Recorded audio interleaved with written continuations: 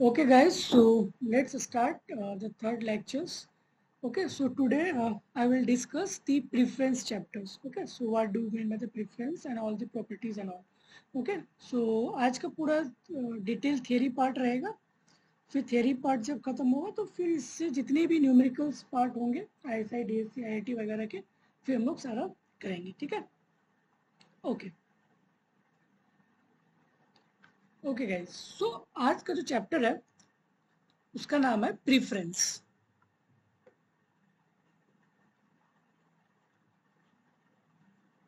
That is called preference. Okay guys, जब भी कोई भी कंज्यूमर जब वो चॉइस करता है किसी भी गुड्स को सपोज कि एक मैं इंडिविजुअल हूँ और मैंने किसी एक गुड्स को कंज्यूम किया, मैंने गुड्स को खरीदा, बट ये गुड्स जो है ना मेरे लिए कब बेस्ट रहेगा ये डिसाइड करता है टाइम के अकॉर्डिंग. जैसे कि मैंने एक अम्ब्रेला खरीदा तो वो अम्ब्रेला जो है मेरे लिए बरसात के टाइम में यूज होगा. ठीक है, मतलब एक टाइम इनवेरिएंट होती है. ठीक है, तो वैसे ही प्रीफरेंस यहाँ से निकल के आता है कि मैं अगर कोई गुड्स को खरीद रहा हूँ तो मैं कब उस चीज को प्रीफर्ड करता हूँ वो एक टाइम पे डिपेंड होता है. ठीक है, वो एक टाइम फैक्टर्स पे डिपेंड होता है. जैसे कि अगर दो गुड्स है, गुड्स x1 गुड्स x1 और गुड्स x2, और suppose this is bundle x और इसमें x1 x2, एक बंडल y है दैट इज y1 और y2. मेरे पास दो गुड्स अवेलेबल है बट मैं सिर्फ एक्स बंडल को यूज करता हूँ, कंज्यूम करता हूँ. ठीक है, तो ये मेरे लिए क्या है, प्रीफर्ड है. क्यों? क्योंकि मैं एक्स को प्रीफर्ड कर रहा हूँ ओवर द वाई. ठीक है, तो आज हम लोग इसी पे पूरे डिटेल में बात करेंगे कि कंज्यूमर का प्रीफरेंस जो है कितने टाइप का होता है. ठीक है, कितने टाइप की जो है उसकी प्रीफरेंस होती है. तो जैसे मैंने आपको बताया कि कंज्यूमर के पास गुड्स अवेलेबल है बट वो गुड्स कंज्यूमर किस वे से उसको प्रीफर करता है ये जानना बहुत इंपॉर्टेंट है.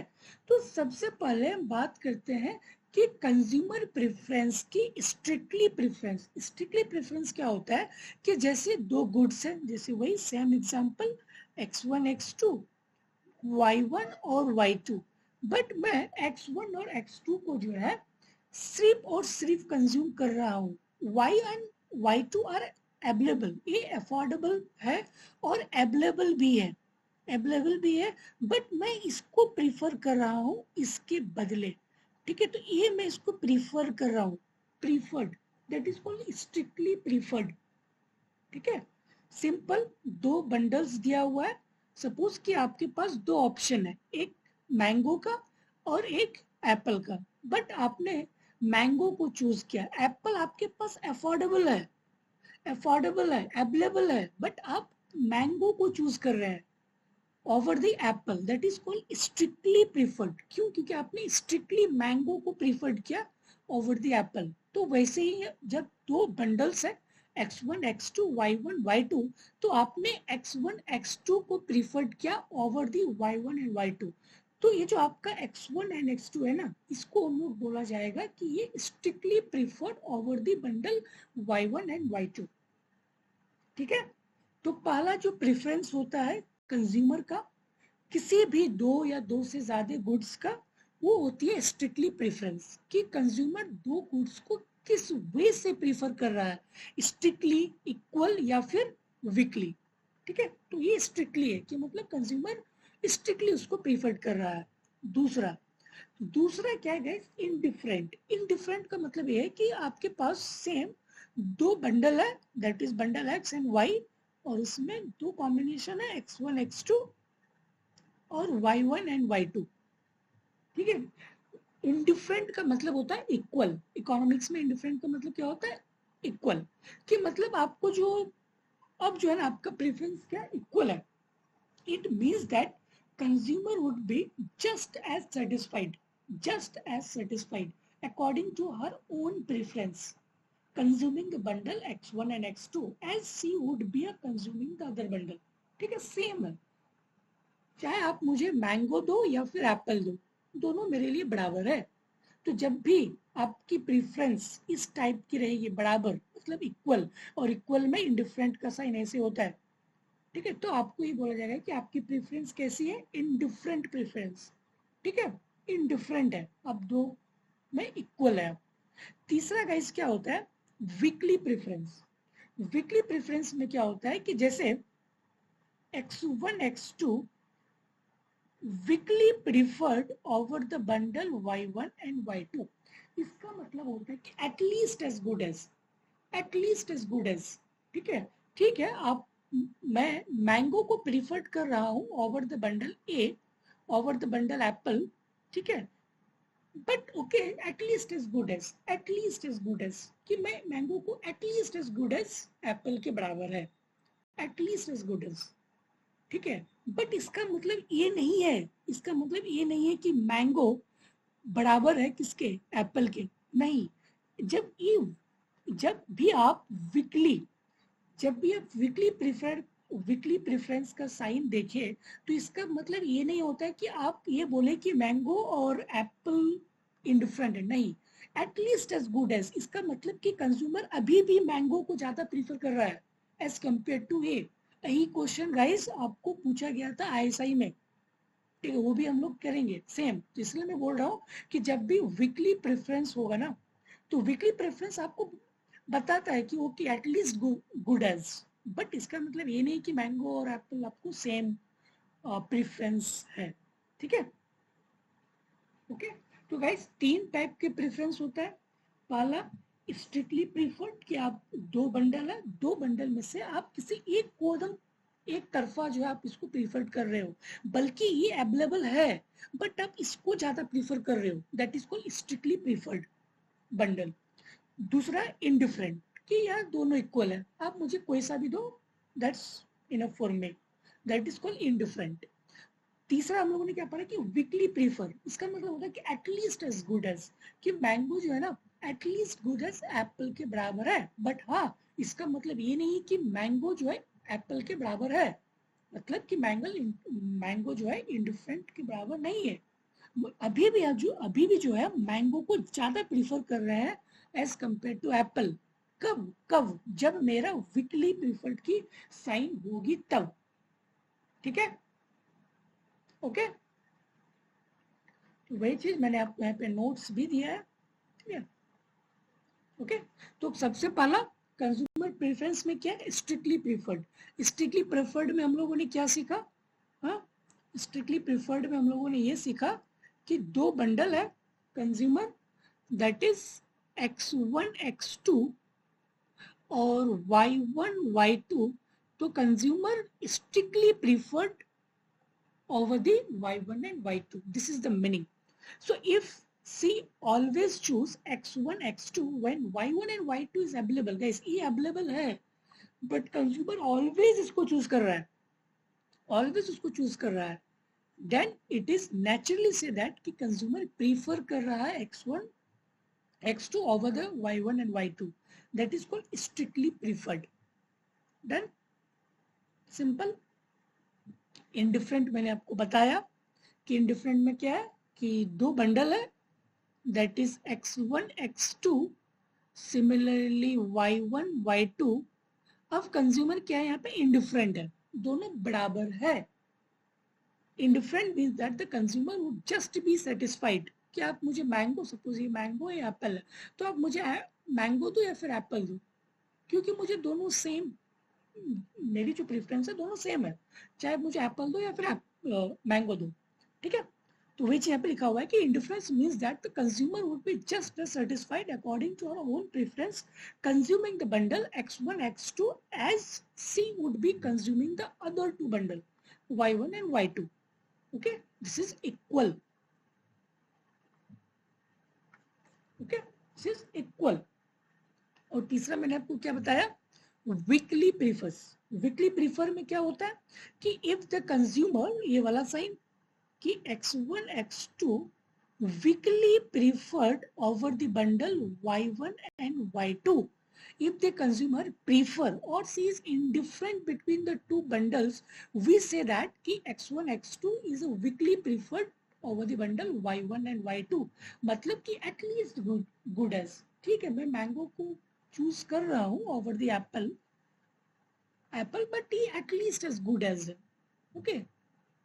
बट या इसका मतलब ये नहीं कि मैंगो और एप्पल इनडिफरेंट है, नहीं, ये नहीं है, ठीक है।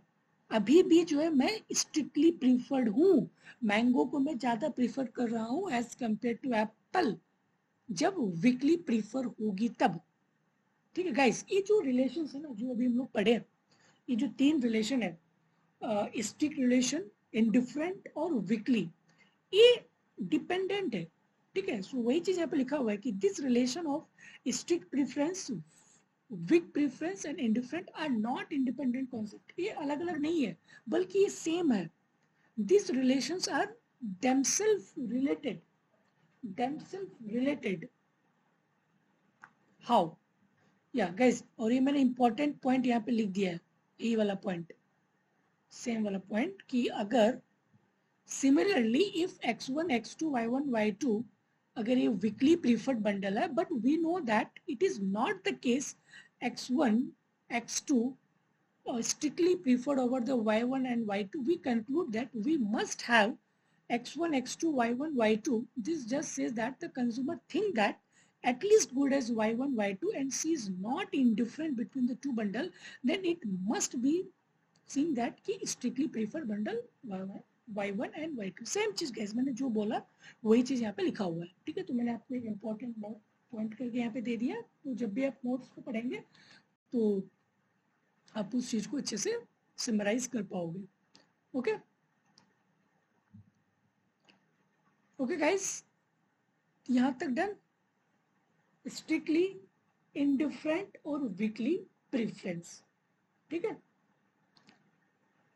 यहां तक गाइस अगर आपको डाउट हो तो आप मुझे पूछ सकते हो कहीं पे भी,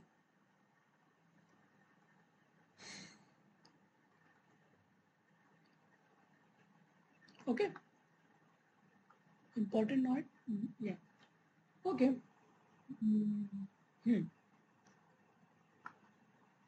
ओके गाइस, सो यहां तक तो कोई डाउट नहीं है, move to the next concept, okay guys. मैंने कंज्यूमर के प्रेफरेंस के बारे में बताया कि कंज्यूमर जो है, अगर कंज्यूमर के पास दो गुड्स है एक्स और वाई, तो कंज्यूमर अगर एक्स को प्रीफर कर रहा है तो मैंने देखा कि उसकी 3 जो है प्रेफरेंस जोन है, एक स्ट्रिक्टली प्रेफरेंस और एक इंडिफरेंस और एक वीकली। बट अब इसकी क्या प्रॉपर्टीज है गाइस, अगर कोई भी चीज अगर आप प्रीफर कर रहे हो तो उसका कुछ ना कुछ तो एजम्पशन होगा, कुछ ना कुछ तो उसकी प्रॉपर्टीज होती है, ठीक है। तो आप एजम्पशन बोलो या फिर प्रॉपर्टी बोलो, तो एजम्पशन कि ये जो 3 चीजें अभी जो हम लोग पढ़े, स्ट्रिक्टली, इंडिफरेंट और वीकली, अब ये प्रेफरेंस कब सेटिस्फाइड होगा, किस एजम्पशन के बेसिस पे, किन एजम्पशन के बेसिस पे ये जो 3 स्ट्रिक्ट, वीकली और इंडिफरेंट जो हम लोग पढ़े, तो किस एजम्पशन के बेसिस पे ये सही होगी। तो सबसे पहला एजम्पशन या फिर प्रॉपर्टी, गाइस आप एजम्पशन बोलो या प्रॉपर्टी बोलो, आप दोनों चीज बोल सकते हो, क्योंकि जो वेरिएंट में है, वेरिएंट में आपका प्रॉपर्टी दिया हुआ है, बट जब आप सत्य आर चक्रवर्ती बुक पढ़ोगे तो उसमें एजम्पशन है, कुछ सोनिस में भी एजम्पशन है, ठीक है। तो दोनों चीजें सेम है, ओके। तो अब हम लोग पढ़ते हैं कि एजम्पशन अबाउट द प्रेफरेंस।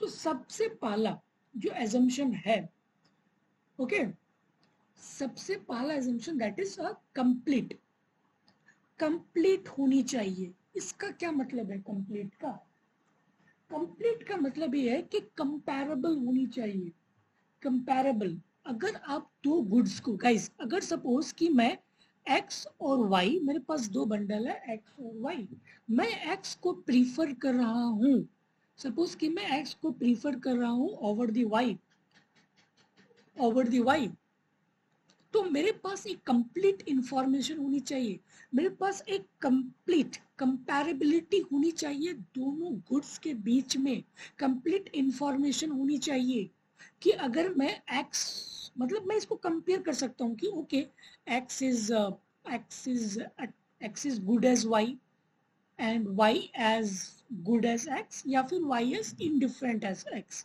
मतलब कि मैं कंप्लीट इंफॉर्मेशन है मेरे पास, और ये कंप्लीट इंफॉर्मेशन को देखते हुए मैं दोनों गुड्स को एक कंपेयर कर पा रहा हूँ। कंप्लीट का मतलब कंपेयर।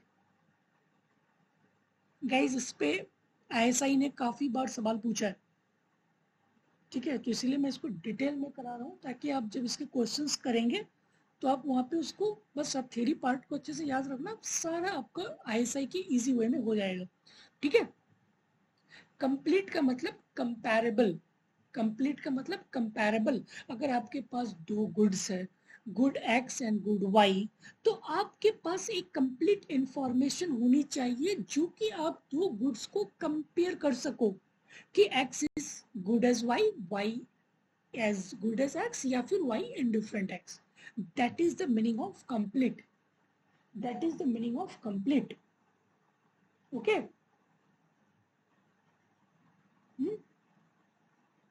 ओके, और दूसरा क्या है? ट्रांजिटिविटी।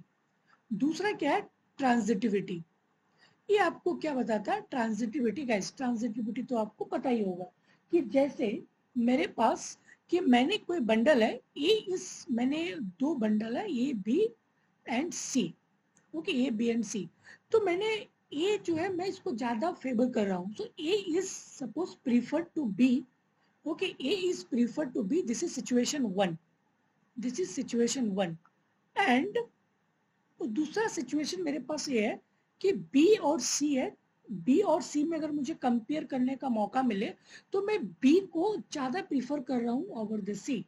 तो A is prefer to B, B is prefer to C, तो हम डायरेक्टली बोल सकते हैं कि A is strictly prefer over C, ठीक है, बाय द ट्रांजिटिविटी रूल। तो ये ट्रांजिटिविटी होनी चाहिए इस एजम्पशन में। कौन सी एजम्पशन में? प्रीफरेंस के एजम्पशन में। प्रीफरेंस क्या, कौन सा चीज का प्रीफरेंस? ये जो हम लोग तीन चीज पढ़े ना, स्ट्रिक्टली, वीकली और इंडिफरेंट, ये तभी वैलिड होगा जब ये सारे एजम्पशंस को फुलफिल करेगा। कंप्लीट, ट्रांजिटिविटी और कंटिन्यूटी। ऐसे तो इसका 5 प्रॉपर्टी होता है, क्योंकि आपके एग्जाम पॉइंट ऑफ व्यू के लिए 3 ही इनफ है, ठीक है। जब आप एमए एमएससी करोगे तब वो एक्स्ट्रा पॉइंट आपको नीडेड होगी, अभी सिर्फ 3 कंप्लीट मोर देन इनफ है, ये 3 पॉइंट, ओके।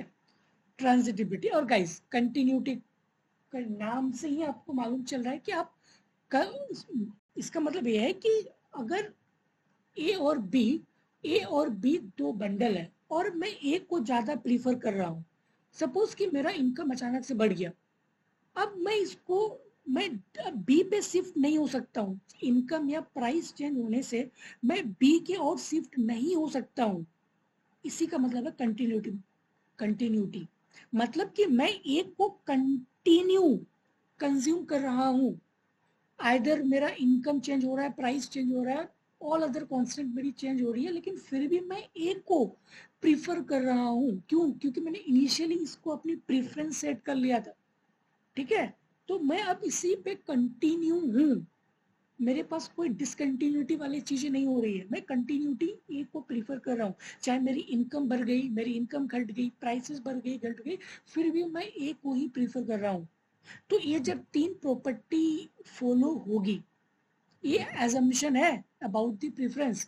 तो ये जो बताए ना आपको, ये जो 3 चीजें, that is strictly preferred, indifferent preference और वीकली प्रेफरेंस, ठीक है, ये तभी वैलिड होगा जब ये तीनों एजम्पशन व्हाट फॉलो होनी चाहिए, तभी।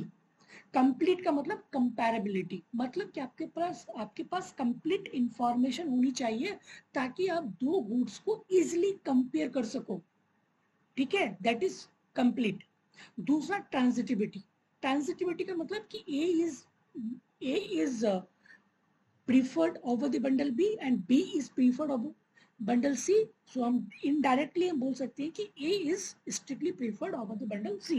That is called transitivity. ठीक है। और कंटिन्यूटी का मतलब है कि कंज्यूमर जो है जब अपने वो प्रेफरेंस को इनिशियली सेट कर लिया, तो चाहे उसके इनकम प्राइसेस कुछ भी अगर फ्लैक्चुएट होगी तो ये मेंटेन रहनी चाहिए, ये डिसकंटिन्यूटी नहीं होनी चाहिए, ये ऑलवेज मेंटेन होनी चाहिए। ये जब 3 प्रॉपर्टीज फॉलो होगी तभी हम स्ट्रिक्टली इंडिफरेंट और वीकली प्रीफर को डिफाइन कर सकते हैं। तो ये इसकी एजम्पशन है अबाउट द प्रेफरेंस, चाहे आप एजम्पशन बोलो या फिर प्रॉपर्टी बोलो। Guys till here any doubt? आपको यहाँ तक कोई भी डाउट हो तो आप मुझे पूछ सकते हो टिल हियर।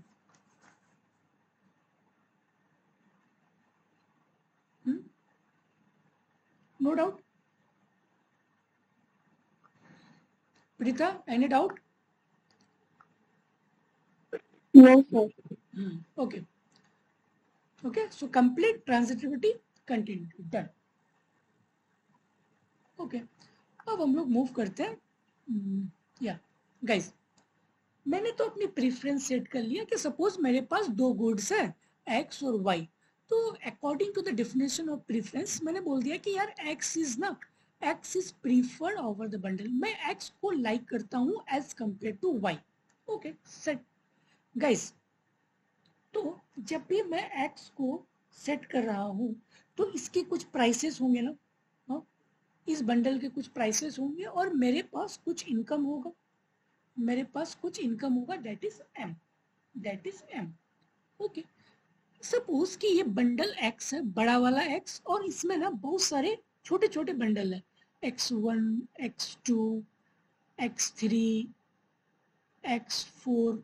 उसी तरह से बड़ा वाला बंडल है y, अब इसमें बहुत सारा y है, y1, y2, y3 and y4। आप बहुत सारी चीजें ले सकते हैं। ओके ओके गाइस, अब मैंने आपको बोला कि मैं x को लाइक करता हूँ एज कंपेयर टू y, मतलब x is preferred over the bundle y। मैंने अपने प्रेफरेंस सेट कर लिया। पहली बात कि आप कंज्यूमर हो।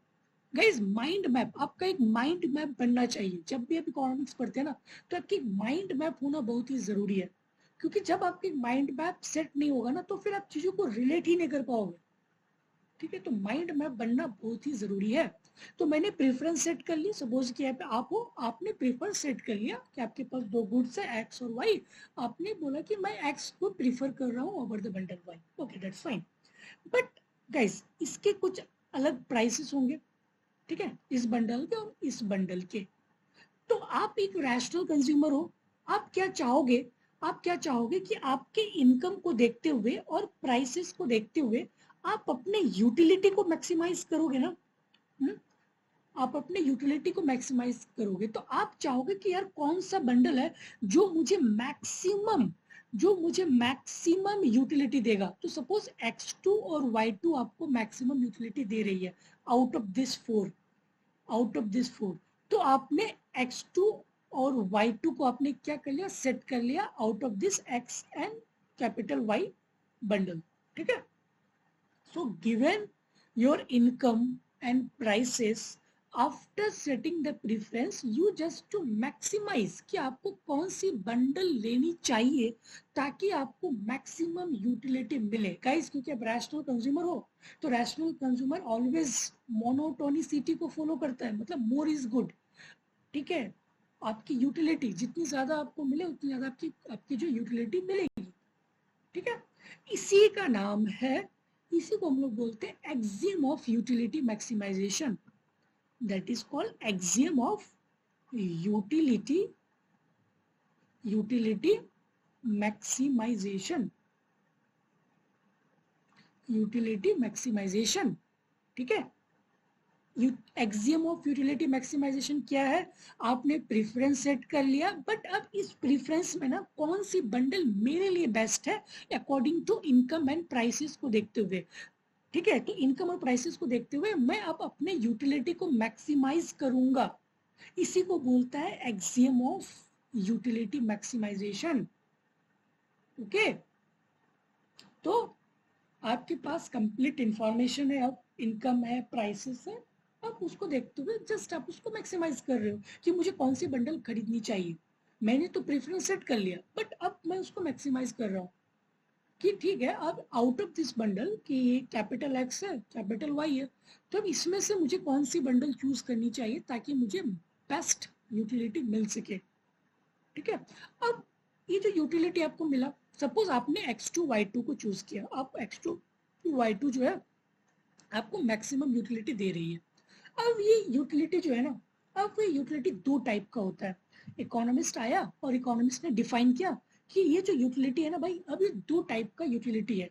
एक को हम लोग बोलते हैं कार्डिनल यूटिलिटी, एक को बोलते हैं ऑर्डिनल यूटिलिटी। ठीक है, ऑर्डिनल यूटिलिटी। तो कार्डिनल यूटिलिटी का मतलब ये है कि हम लोग जो है ना यूटिलिटी को मेजर कर सकते हैं। कि जैसे मैंने ये बंडल लिया x2 y2 को, तो मैं x2 और y2 को ना, ये वाला बंडल x2 और y2 को मैं इसको मेजर कर सकता हूँ।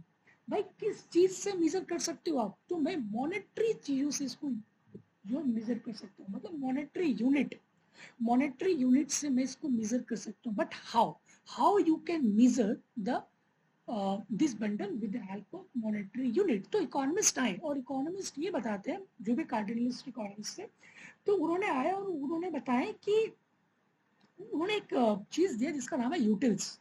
अब भाई ये यूटिल्स क्या है? इन्होंने बताया कि यूटिल्स का मतलब ये है कि सपोज कि मैं इस बंडल को प्रीफर कर रहा हूँ, x2 y2 बंडल को मैं प्रीफर कर रहा हूँ, x2 y2 को। ठीक है, x2 y2 को। ओके, बट सपोज ये मेरी गुड वन है, जस्ट एग्जांपल, और मेरे पास 100 रुपया है, 100 रुपया है, मैं सपोज कि मैं इस पे 40 रुपीज खर्च कर रहा हूँ, ये 60 रुपीज मेरे पास अभी भी बचा हुआ है। ठीक है, बट ये बंडल मेरे लिए बेस्ट है, तो मैं सारा का सारा पैसा अब मैं इस पे खर्च कर रहा हूँ। ये जो एक्स्ट्रा मनी है ना, एक्स्ट्रा मनी भी मैंने इस पे खर्च कर दिया। तो ये जो एक्स्ट्रा मनी मैंने खर्च किया ना, दैट इज 60 रुपीज, तो अब ये मुझे 60 यूटिल्स देगा। ठीक है, तो वही चीज है इसका मतलब, that is called utils. Okay, तो यूटिलिटी को हम लोग मेजर कर सकते हैं with the help of monetary. अब ये मॉनेटरी का क्या मतलब है? मॉनेटरी का मतलब ये है कि जो हम सब्सटीट्यूट कर रहे हैं, इस पे हम लोग क्या कर रहे हैं, सारा का सारा हम लोग खर्च सब्सटीट्यूट कर रहे हैं इस पे। तो ये जो सब्सटीट्यूट किए ना, कितना सा सब्सटीट्यूट किए, that is your monetary value of that particular product, and that is called utils. Guys, still here? Shivam, any doubt till here? No, sir. Okay, ठीक है, इसको हम लोग बोलते हैं कार्डिनल। अब गाइस कार्डिनल का ना जस्ट उल्टा है ऑर्डिनल। ठीक है, ऑर्डिनल में आपको बताया कि इसको मैं इरेज कर देता हूँ ताकि यहाँ पे लिखा हुआ भी है। ठीक है, तो मैं आपको यहाँ पे नोट्स भी दे दिया हूँ, जो चीज मैं बता रहा हूँ सारा चीज यहाँ पे एक नोट के टाइप्स पे आपको लिखा हुआ है। ठीक है, ओके, तो मैं इसको एक बार इरेज करता हूँ। ओके गाइस, ओके, तो मैंने आपको क्या बताया कि यूटिलिटी, पहले एक माइंड मैप गाइस, फिर से मैं आपको एक माइंड मैप दे रहा हूँ कि जैसे आप एक कंज्यूमर हो, आपने क्या किया कि X over the bundle Y को आपने प्रीफर किया। ठीक है, X over the bundle Y आपने प्रीफर किया, बट इस एक्स में काफी सारे छोटे छोटे बंडल है, x1 x2, बट इसमें से कौन सा बेस्ट है? आपने उसके इनकम और प्राइसेस को देखते हुए आपने यूटिलिटी को मैक्सिमाइज किया, और जो बंडल आपको ज्यादा यूटिलिटी देगा आपने उसको चूज किया। तो सपोज आपने x2 y2 आपको मैक्सिमम यूटिलिटी दे रही है, तो आपने इसको चूज किया x2 y2 को। ओके, दैट फाइन, इसको चूज किया, और ये आपको क्या दे रही है? यूटिलिटी दे रही है। बट इकोनॉमिस्ट में आया और इन्होंने यूटिलिटी को डिफाइन किया। यूटिलिटी को इन्होंने डिफाइन किया दो टाइप से, कार्डिनल और ऑर्डिनल। कार्डिनल और ordinal. Guys side by side note भी बनाते चलो। ओके, तो कार्डिनल में मैंने क्या बोला कि ये जो है ना, ये मिजरेबल है, हम लोग यूटिलिटी को मेजर कर सकते हैं, utility can be measured, utility can be measured. ठीक है, मेजर कर सकते हैं भाई, मेजर किस चीज से? किस चीज से? मॉनेटरी चीजों से, मॉनेटरी यूनिट से हम इसको यूज, मतलब पैसे से, पैसों से हम इसको क्या कर सकते हैं? नाप सकते हैं।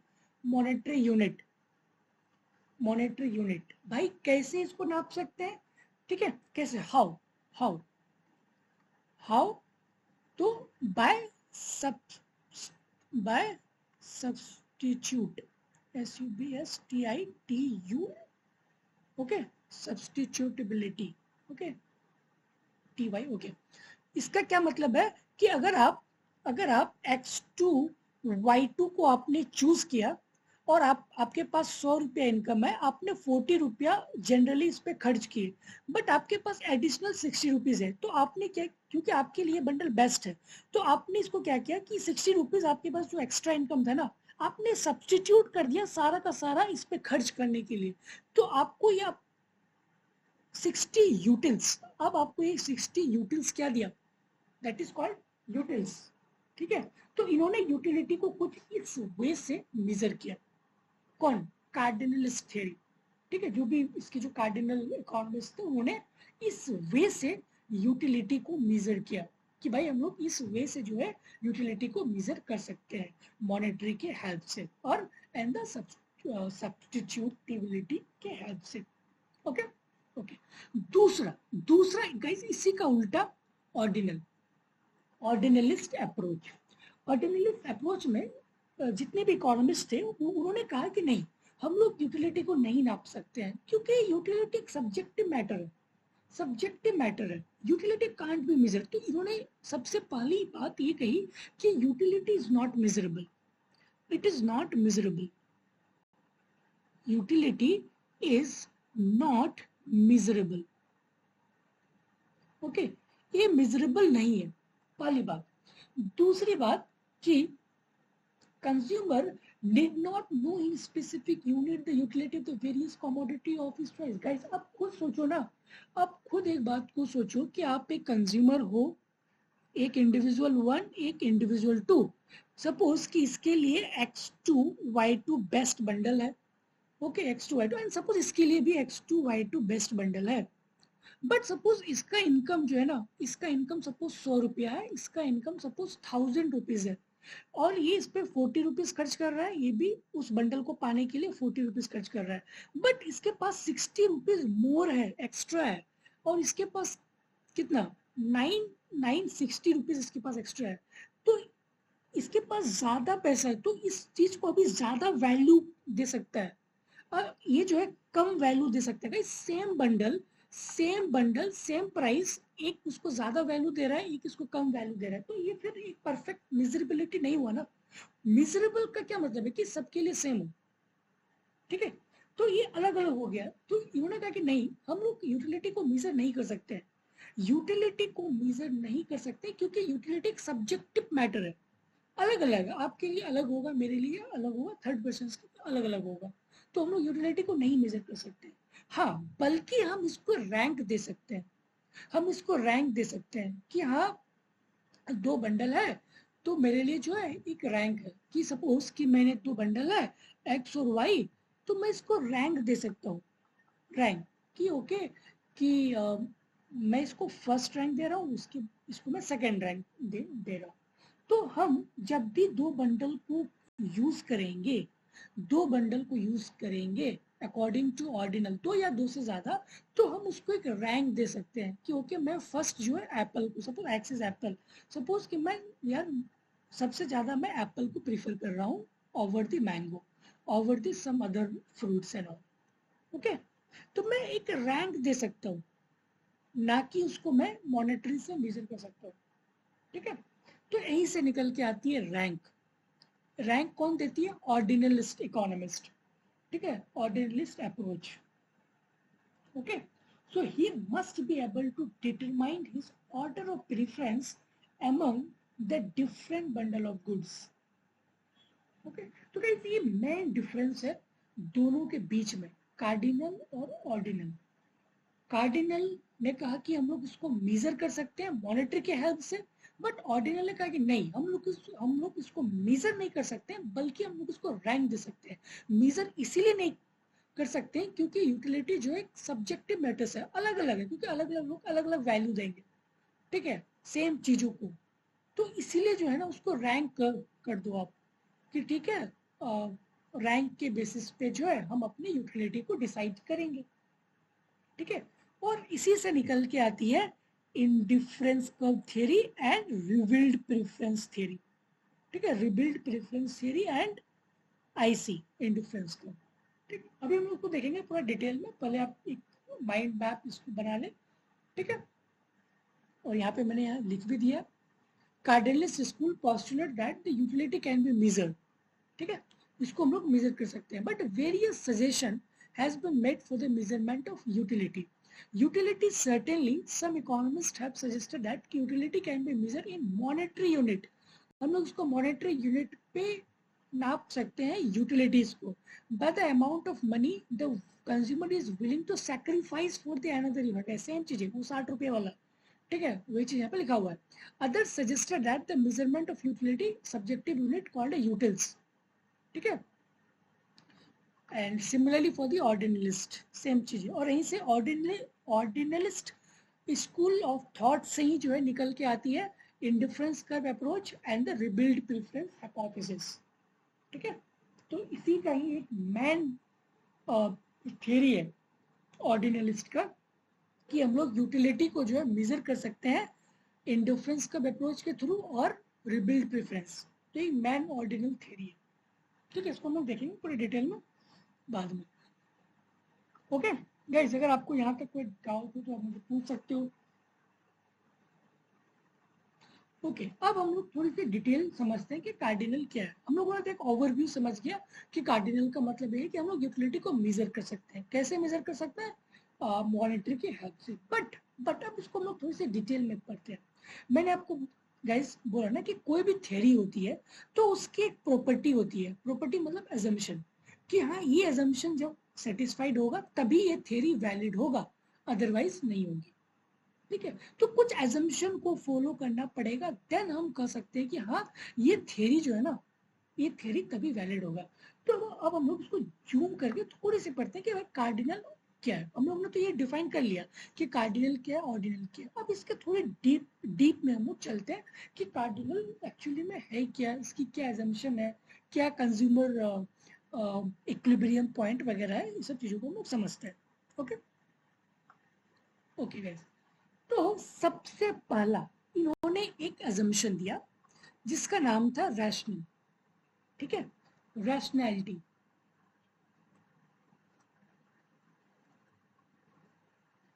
रैशनैलिटी इसका मतलब ये है कि कंज्यूमर को रैशनल होना पड़ेगा। रैशनल का मतलब है कि कंज्यूमर अपने यूटिलिटी को मैक्सिमाइज करे subject to his budget constraint, all his income and prices को देखते हुए, ठीक है। ये जो थ्योरी है ना गाइस, कार्डिनल यूटिलिटी थ्योरी तभी सेटिस्फाइड होगा जब इसके कुछ एजम्पशन को सेटिस्फाइड होनी चाहिए। तो पहला एजम्पशन क्या है? रैशनैलिटी। रैशनैलिटी का क्या मतलब है कि कंज्यूमर जो है, कंज्यूमर को रैशनल होनी पड़ेगी। रैशनल का मतलब ये है कि कंज्यूमर जो है अपने यूटिलिटी को मैक्सिमाइज करे अकॉर्डिंग टू हिज इनकम और प्राइसेस को देखते हुए, ठीक है। तो कंज्यूमर का मेन एम क्या है? मेन एम क्या है? मेन एम जो है इसका यूटिलिटी मैक्सिमाइजेशन। मेन एम क्या है इसका? Utility maximization, okay, utility maximization पहला। दूसरा जो है, दूसरा एजम्पशन क्या है? That is called cardinal utility.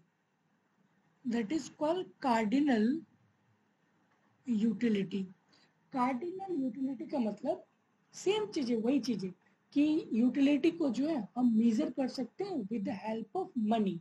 The utility is measured by the monetary units that the consumer is preferred to pay for the another unit of the commodity, ठीक है। Same चीज है, वही कार्डिनल यूटिलिटी। तो ये दूसरा एजम्पशन इसका है। तीसरा एजम्पशन क्या है? तीसरा एजम्पशन क्या है कि constant marginal utility of money. Marginal utility of money, ठीक है, constant marginal utility of money. अब इसका मतलब क्या है?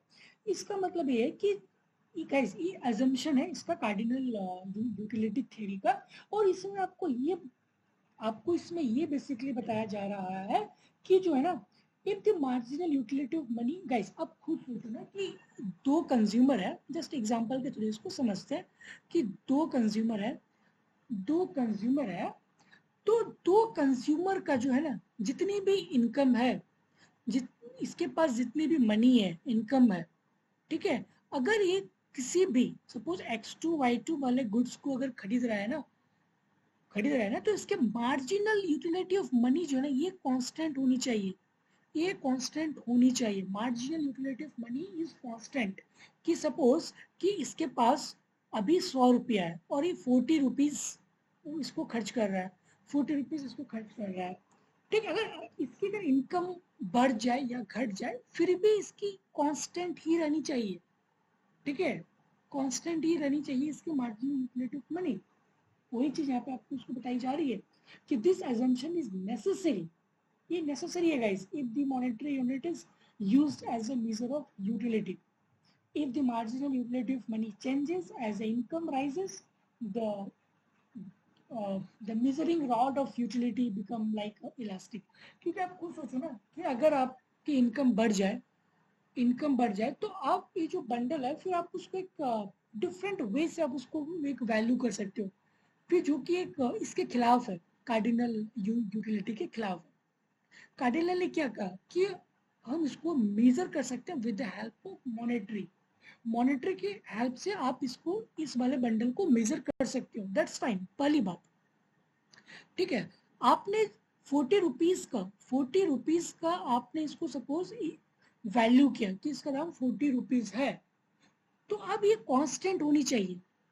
ये नहीं कि आपके पास ज्यादा इनकम हो गया 1000 रुपया, तो आप इसको सपोज कि कोई दुकानदार है जो कि आपको 40 रुपीज में सामान दे रहा है, तो आप इसको जब आपका इनकम बढ़ जाए ना, तो आप इसको 40 के जगह में आप इसको 60 या 100 रुपये नहीं दे सकते हो। जो दाम है आप उसको वही दोगे after your income increases decreases और वट एवर। जो चीज है आप वही उसको प्राइस दोगे, that is the meaning of constant marginal utility of money. आपका इनकम बढ़े या घटे, आप जो उसके प्राइसेस थे 40, आप वही चीज आप उसको दो। ये नहीं कि आप उसको 60 रुपीज 100 रुपीज दे रहे हो। Okay, that is the third assumption of the cardinal utility theory. Okay, अब चौथा जो आपका ओके हम लोग देखते हैं फोर्थ एजम्पशन। तो फोर्थ एजम्पशन आपको बेसिकली बताता है, फोर्थ एजम्पशन इसका जो है diminishing marginal utility. Diminishing marginal utility ये क्या है? डिमिनिशिंग मार्जिनल यूटिलिटी का मतलब ये है कि आप जैसे जैसे क्वांटिटी को बढ़ाओगे, ठीक है, वैसे वैसे आपकी यूटिलिटी घटती चली जाएगी। ठीक है, इन्होंने इसकी एक assumption थी। Okay, so the marginal utility of a commodity diminishes as the consumer acquires large quantity of it. जैसे कि आपने सपोज कि आपने एक रोटी खाया और आपको 10 यूटिल्स आपको दिया, फिर आप दूसरा रोटी खाओगे तो आपकी कुछ कम होगी, फिर तीसरा खाओगे फिर 8 होगी, फिर इस तरह से आपकी मार्जिनल यूटिलिटी घटती चली जाएगी जब आप क्वांटिटी को बढ़ाओगे। ठीक है, जब आप क्वांटिटी को बढ़ाओगे तो आपकी मार्जिनल यूटिलिटी घटती चली जाएगी, that is the meaning of diminishing marginal utility. ये इसके assumption है। ठीक है, डिमिनिशिंग मार्जिनल यूटिलिटी। और पांचवा जो है, फिफ्थ assumption इसका ये है कि utility is a function of total quantity consume. Suppose there are n commodities, so x1 x2 3.xn। Okay guys, तो ये इसका 5 जो है assumption है cardinal utility theory. Cardinal utility theory simple आपको ये बताता है कि आप यूटिलिटी को मेजर कर सकते हो with the help of monetary. ठीक है, हम इसको मेजर कर सकते हैं, बट ये थ्योरी कब वैलिड होगा, उसके लिए तो कुछ एजम्पशन चाहिए आपको। तो ये सारी एजम्पशन है। पहली रैशनैलिटी, कि कंज्यूमर को रैशनल होनी पड़ेगी। रैशनल का क्या मतलब कि कंज्यूमर जो है यूटिलिटी के बारे में सोचे, उसका मेन एम क्या है कि अपने यूटिलिटी को मैक्सिमाइज करे। दूसरा कार्डिनल यूटिलिटी, मतलब उसको मेजर कर सकेगा with the help of money. तीसरा कि ठीक है हम तो मनी के हेल्प से उसको मेजर कर रहे हैं, बट उसकी जो है ना एक constant marginal utility of money होनी चाहिए, कि जो प्राइसेस आपने जो बंडल X2 Y2 आपने खरीदा और उसके दाम 40 रुपीज है, तो आप उसको 40 रुपया ही दो, आपकी इनकम बढ़े घटे प्राइस चेंज हो कुछ भी हो, that is the constant marginal utility of money. तीसरा चौथा कि diminishing marginal utility of money, जैसे जैसे आप क्वांटिटीज को बढ़ाओगे वैसे वैसे आपकी मार्जिनल मतलब एडिशनल, मार्जिनल का मतलब क्या होता है, एडिशनल यूटिलिटी आपकी घटती चली जाएगी, जैसे 10 से 9, 9 से 8, 6, तो ये आपकी घटती चली जाएगी। और चौथा क्या है कि आपकी utility is a function of the quantity consume, suppose there are n consume n commodities, so the utility is a function of this. Okay. Utility is a function of the total individual consumption bundle x1 x2 dot dot up till xn। तो ये इसकी सारी assumption है cardinal utility की। Okay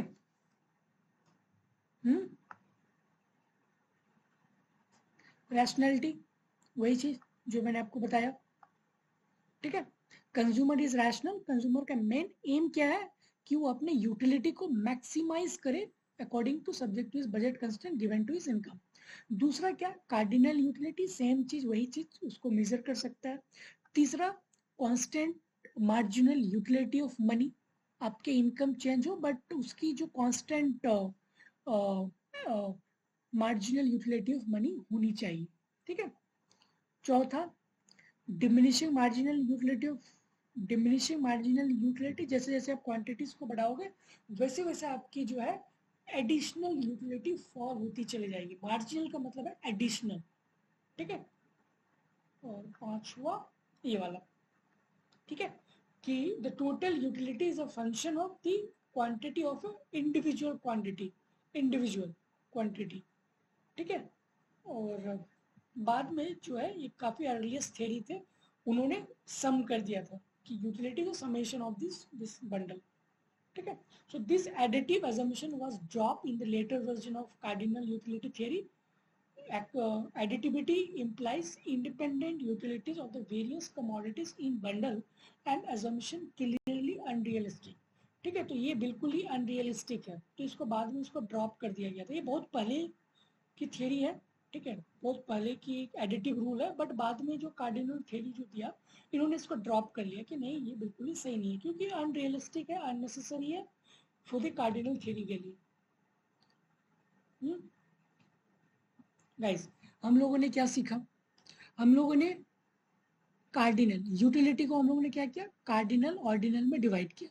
cardinal में हम लोगों ने क्या किया कि यूटिलिटी को मेजर कर सकते हैं with respect to money, monetary के हेल्प से हम लोग उसको मेजर कर सकते हैं, ठीक है। इन्होंने थियरी इन्होंने कहा, बट ये थियरी को सेटिस्फाइड होने के लिए कुछ एजम्पशन होनी चाहिए, तो ये सारे एजम्पशन इन्होंने दिया, 5 एजम्पशन, ठीक है। 5 एजम्पशन गाइस आपने पढ़ लिया, अब इसको अप्लाई करो in the field of in your real life example. मतलब कि अब इसकी इक्विलिब्रियम पॉइंट को देखो कि ठीक है आपने थ्योरी दिया, आपने एजम्पशन दिया, अब मैं इसको यूज कर रहा हूं अपने कंट्री में, अपने कहीं पे भी इक्विलिब्रियम मैं देखता हूं कि वो अगर मैं इस थ्योरी को यूज करूंगा तो इक्विलिब्रियम पॉइंट आती है या फिर नहीं। तो what is the equilibrium of the consumer if the consumer adopt the cardinal approach, then what will be the equilibrium of the consumer, consumer के लिए क्या इक्विलिब्रियम पॉइंट है, ठीक है। तो अब हम लोग मूव करते हैं equilibrium of consumer. Gas still here, अगर आपको कहीं पे भी डाउट हो तो आप मुझे पूछ सकते हो किसी भी पॉइंट पे, किसी भी चीज पे।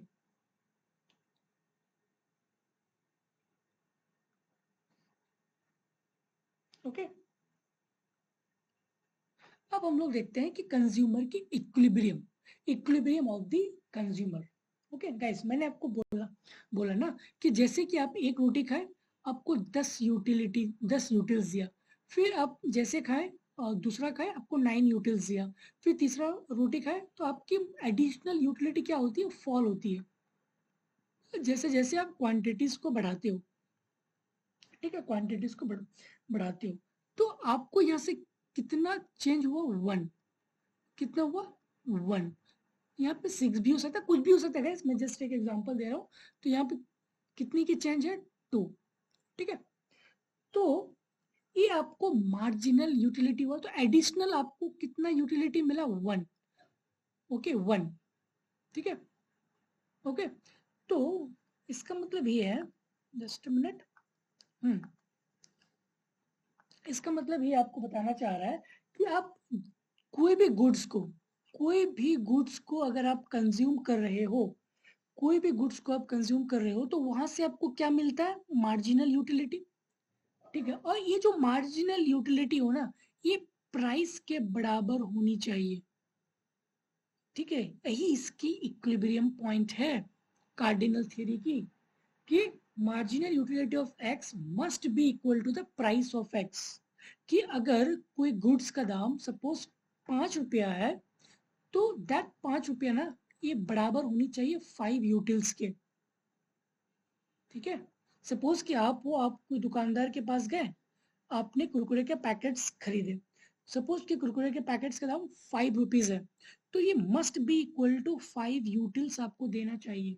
आपकी जो एडिशनल, जब कुरकुरे के पैकेट जब आप खाओगे ना, तो आपको 5 यूटिल्स आपको मिलेगी, तभी एक इक्विलिब्रियम पॉइंट होगी अकॉर्डिंग टू कार्डिनल अप्रोच, ठीक है। और सपोज कि प्राइस जो है 5 रुपीज है, बट आपकी मार्जिनल यूटिलिटी जो है, आपकी मार्जिनल यूटिलिटी सपोज कि 8 रुपीज है, प्राइस 5 है, मार्जिनल यूटिलिटीज 8 है, so that is good for you ना। 5 रुपये चार्ज है, बट आपको यूटिलिटी ज्यादा मिल रहा है, तो आप इसको कंज्यूम करते जाओगे, ठीक है। तो कंज्यूम करते करते आप 5 तक जब तक ना पहुंच जाओ, क्योंकि गाइस, जब ये कंडीशन होगा ना, सपोज कि आपकी marginal utility greater than price है, तो आप क्वांटिटी को ज्यादा कंज्यूम करोगे, बट अब जैसे ही क्वांटिटी को ज्यादा कंज्यूम करोगे, तो आपकी यूटिलिटी क्या होगी, मार्जिनल यूटिलिटी क्या होगी, घटती चली जाएगी।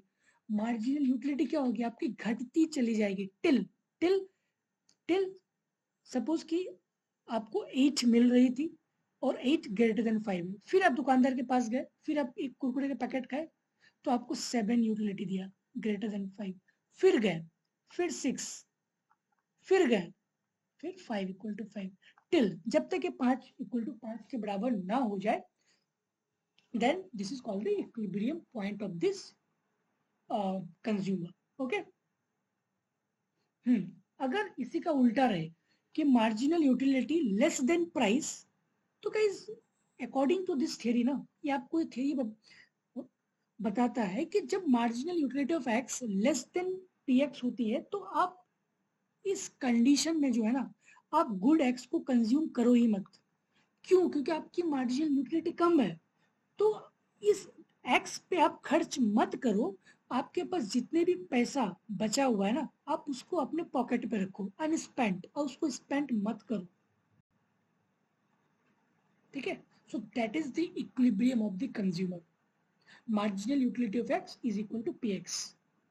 गाइस, ये जो है ना, यूजीसी नेट में काफी बार ये पूछा गया है, ठीक है, यूजीसी नेट, ठीक है। Okay, so this is the equilibrium of the consumer, कि marginal utility of X must be equal to the P X, okay. तो आपको यहाँ पे नोट्स भी है, this is equilibrium of the consumer. So equilibrium, this is the equilibrium point, okay, this is the equilibrium point, okay।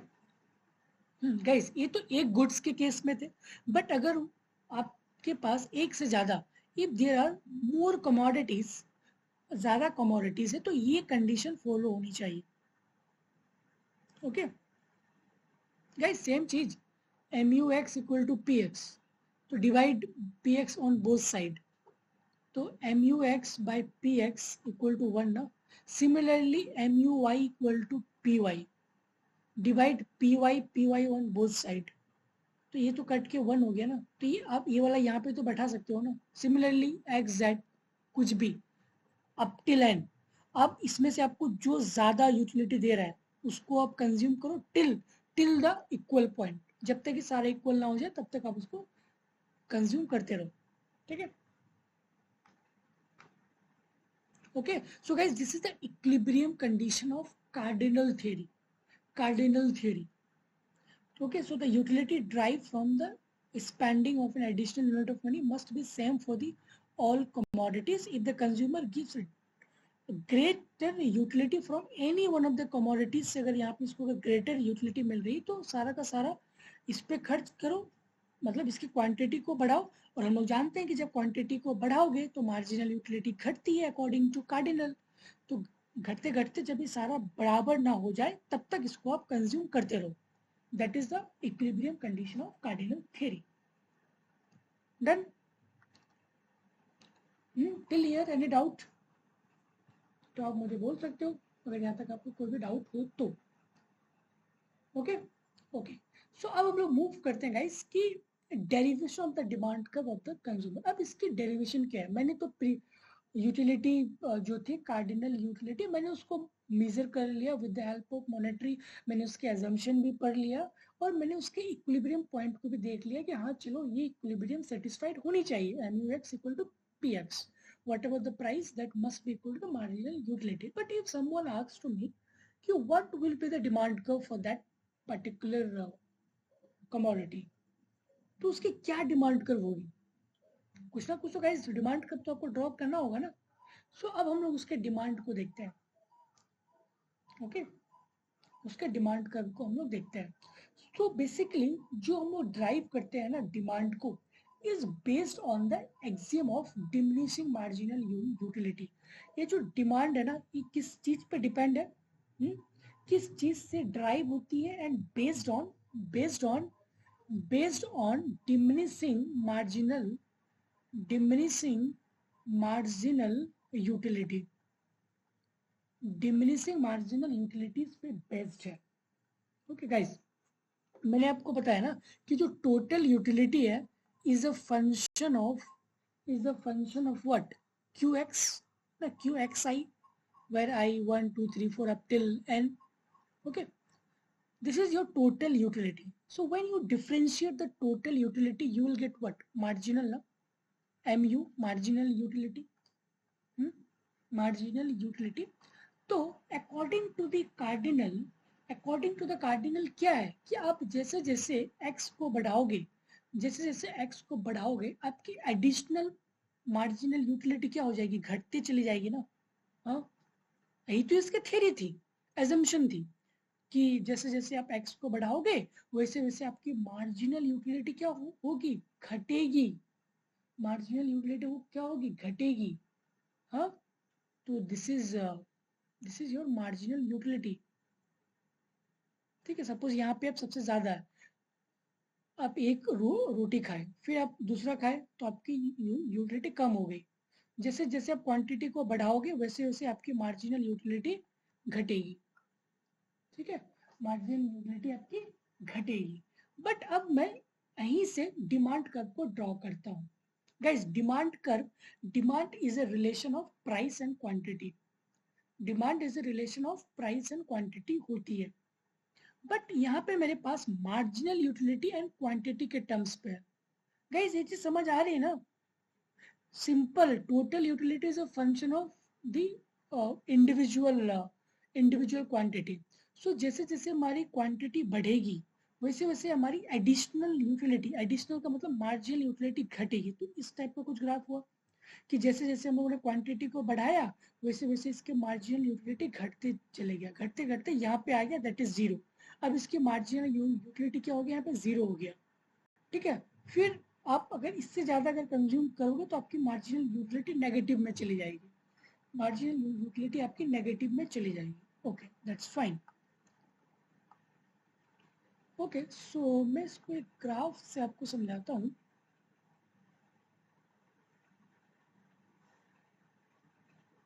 This is your relation between marginal utility of x and the quantity of x, that is QX. And this is the demand curve. Demand curve, that is PX and that is QX. Guys, demand is a relation of P and Q. P and Q. Always remember. Okay, and we know from the above definition कि marginal utility is negatively related with quantity. Okay. Okay, negatively related with quantity. Okay, suppose if this point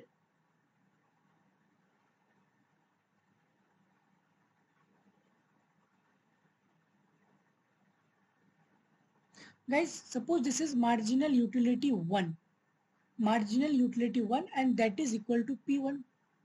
Guys, ये भी तो एक assumption थी ना, equilibrium point. This is the equilibrium point ना, कि marginal utility किसके बराबर होनी चाहिए, प्राइस के बराबर होनी चाहिए.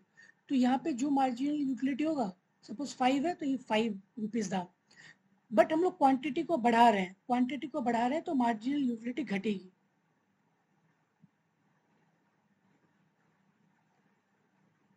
ठीक है, suppose this is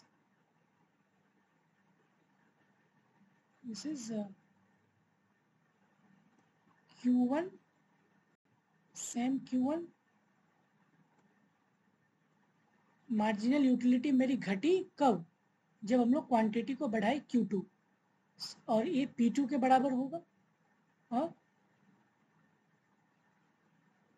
that is Q2.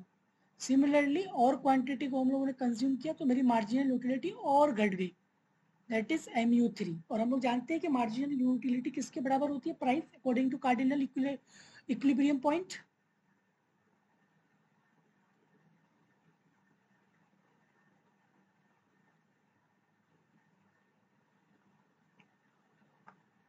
Okay, so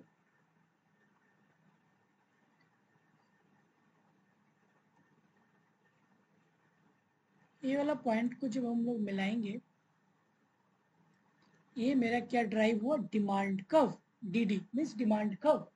So this is the demand curve. Demand curve is negatively related with what?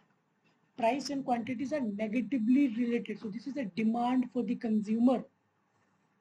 Okay. तो जब भी आपके लाइक कॉलेज एग्जाम में अगर आ जाए तो आप इसको इस वे से भी दिखा सकते हो. ठीक है. ओके, तो मैंने गाइस यहाँ पे आपको नोट्स भी दिया. सो this is your total utility. Total utility increases at a decreasing rate. Total utility increasing at a decreasing rate, and this is a marginal utility because जैसे जैसे हम लोग क्वांटिटी को लेंगे मार्जिनल यूटिलिटी क्या होगी, घटती चली जाएगी टिल हियर 0. उसके बाद लेंगे तो फिर मार्जिनल यूटिलिटी नेगेटिव. सेम चीज U1 एंड P1 के बराबर. धीरे जैसे जैसे हम लोग क्वांटिटी को बढ़ाएं, क्वांटिटी को इंक्रीज किए, मार्जिनल यूटिलिटी घटा. और मार्जिनल यूटिलिटी किसके इक्वल है, प्राइस के इक्वल है, तो प्राइस भी घट रही है. तो और हम लोग जानते हैं कि डिमांड कर्व क्या है, प्राइस और क्वांटिटी के बीच का एक रिलेशन. तो ये आपका जो ड्राइव हुआ ना, इसी को हम लोग बोलते हैं demand curve. Demand curve under the cardinal utility. Okay, under the cardinal utility. Okay, okay, done. Let's till here. If you have any doubt, you can ask me till here.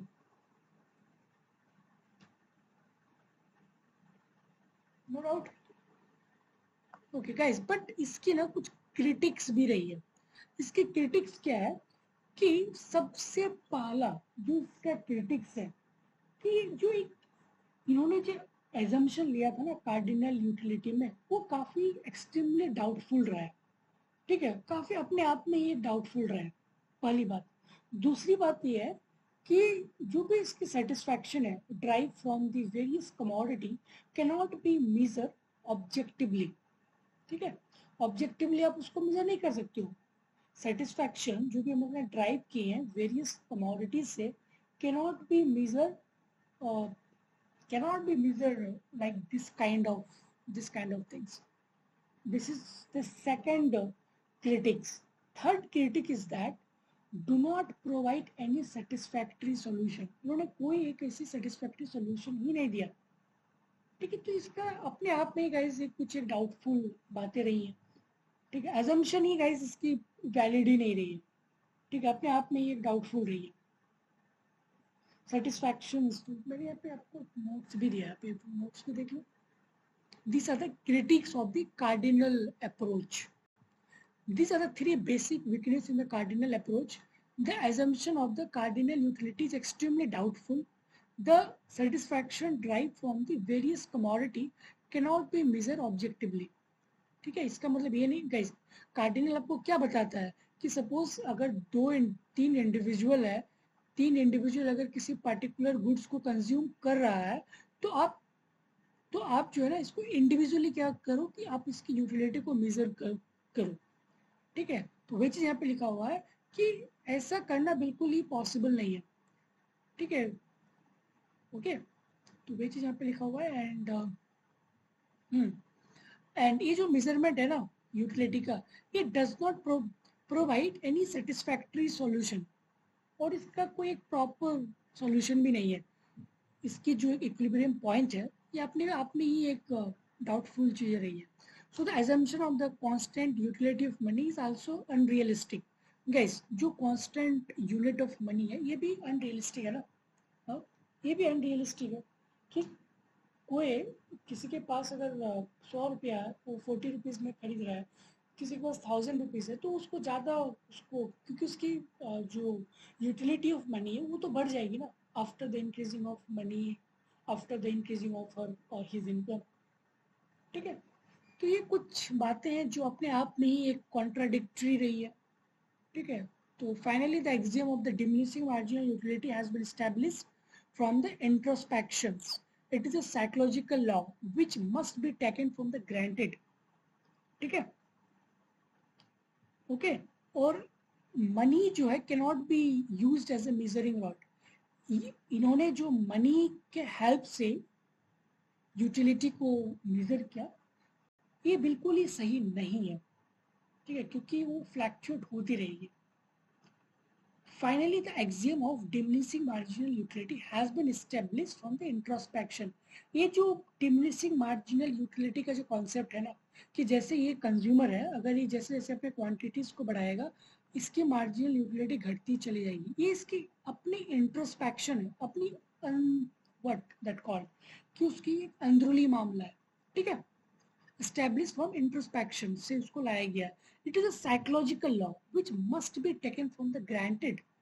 और सही है कि क्वांटिटी को आप बढ़ाओगे तो आपकी utility जो है ऑटोमेटिकली आपकी घटती चली जाएगी. ठीक है, बट कुछ चीजें ऐसी हैं जो कि अनरियलिस्टिक है, जो कि काफी डाउटफुल है, जो कि कॉन्ट्राडिक्टरी है. तो ये उसके कुछ क्रिटिक्स है कार्डिनल अप्रोच से. ओके, ठीक है.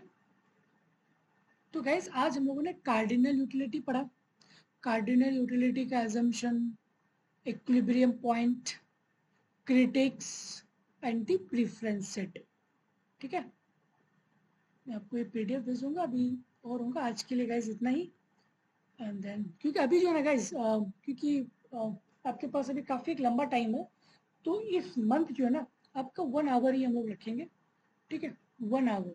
फिर देन धीरे धीरे जैसे 1.5 मंथ्स, मतलब 1.5 मंथ जैसे बीत जाएंगे, फिर आपकी टाइम जो है 1.5 and 2 आवर्स की हो जाएगी. ठीक है, और सिलेबस गाइस टाइम से कंप्लीट होगी पूरी डिटेल. तो बिल्कुल भी आप सिलेबस का चिंता मत करें. और या गाइस अभी वीडियो की कुछ दिक्कत हो रही है, बट 5 to 6 डेज में जो है आप हम लोगों की खुद की एक ऐप लॉन्च हो रही है, तो आपकी सारी जो है वीडियोस वगैरह आपको प्रॉपर वे से मिल जाएगा. ठीक है, आपकी टेस्ट सीरीज वगैरह भी वहाँ पे अपलोड होगा. तो बस कुछ 5 से 6 दिन जो थोड़ी सी आप लोगों को दिक्कत करनी होगी वीडियो के लिए. वैसे मैं आप जो वीडियो है जो मैं आपको प्राइवेट लिंक के थ्रू मैं आपको शेयर कर दे रहा हूँ. तो बस 5 to 6 डेज गाइस, फिर आपके पास जैसे ऐप आएगी फिर आपको ऐप की एक्सेस दे दिया जाएगा. ठीक है, तो आप वहाँ से सारे रिकॉर्डेड, सारे टेस्ट सीरीज, सारे प्रॉपर नोट वगैरह आप वहाँ से एक्सेस कर पाओगे. ठीक है, तो बस wait for the 5 to 6 days. Okay, so guys if you have any doubt तो आप मुझे